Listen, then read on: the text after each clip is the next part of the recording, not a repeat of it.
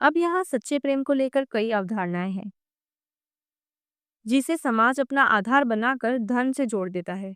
तभी तो प्रेमी समाज के लिए बागी बन जाते हैं। लेकिन यहाँ वे बागी नहीं हैं, उन्हें समाज इसे देख रहा है। प्रेम यदि ईश्वर से हो तो ही वो सच्चा है, ये मिथ्या है। प्रेम प्रकट होने के लिए द्वैत स्वरूप आवश्यक है। मैं को तू की चाह रहे, अहम रहे, आकार रहे, कोई छवि रहे, ये आवश्यक है। अहम नहीं तो समर्पण होगा किसका? तू नहीं तो चाह रहेगी किसकी? अतः प्रेम वहां आता है जहां द्वैत जगता है, और यही भाव प्रकाश बन मैं को तू से मिलाकर एक कर देता है, और तब सिर्फ मैं ही बचता है। अद्वैत। यहाँ दो दिख रहे हैं पर दोनों में एक ही है, और जो प्रेम दर्शन दर्शन को करीब गया वहां एक भी नहीं। तो प्रेम ईश्वर से तब होता है जब उसकी प्रकृति से हो, उसके बंदों से हो। बिना इसके ईश्वर से प्रेम हो ही नहीं सकता।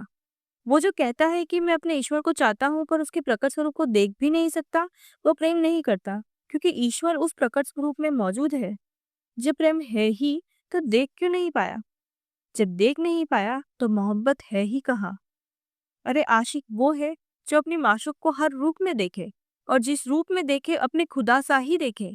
क्या भगवान का कोई चेहरा है? देखने वालों ने बताया कृष्ण है, राम है, माँ है, शिव है। अगर चेहरा है तो सबकी मूर्ति अलग अलग क्यों है? एक कृष्ण उत्तर से दक्षिण में चेहरा बदल देता है। क्यों? क्योंकि चेहरा तो आशिक ने देखा, जैसी चाहत वैसा रूप, और बयां किया मोहब्बत में। सूरदास ने अंधे होकर भी उसे देख लिया। कैसा देखा? कृष्ण का, और उन्हीं की नजर से संसार ने देखा। तो ईश्वर का चेहरा उस प्रेमी को प्राप्त दर्शन ही की छवि है। यानी हमने तो देखा ही नहीं, हम तो किसी और के प्रेमी को देख रहे हैं। और निर्गुणपंथी तो देख ही नहीं रहे, उनका मानना है कोई चेहरा है ही नहीं। तो अब यहाँ प्रेम प्रकट होगा ही कैसे? कई धर्म मूर्ति पूजा से मना करते हैं। क्यों? हमने पूछा ही नहीं, बस ली तलवार और मूर्तियां तोड़ दी। आखिर उसने क्या कहा? मूर्ति में मत देख, क्योंकि मैं तुझ ही में हूँ। मूर्ति तो किसी और के प्रेमी की छवि है, उस मूर्ति के परे मैं हूँ। तू जैसा है मैं वैसा हूँ। तू माँ तो मैं संतान, तू पति तो मैं पत्नी, तू प्रेमी तो मैं प्रेमिका, तू राधा तो मैं कृष्ण, तू शिव तो मैं पार्वती, तू खुद तो मैं खुदा, तू इंसान तो मैं ईसा। जैसा तू वैसा मैं।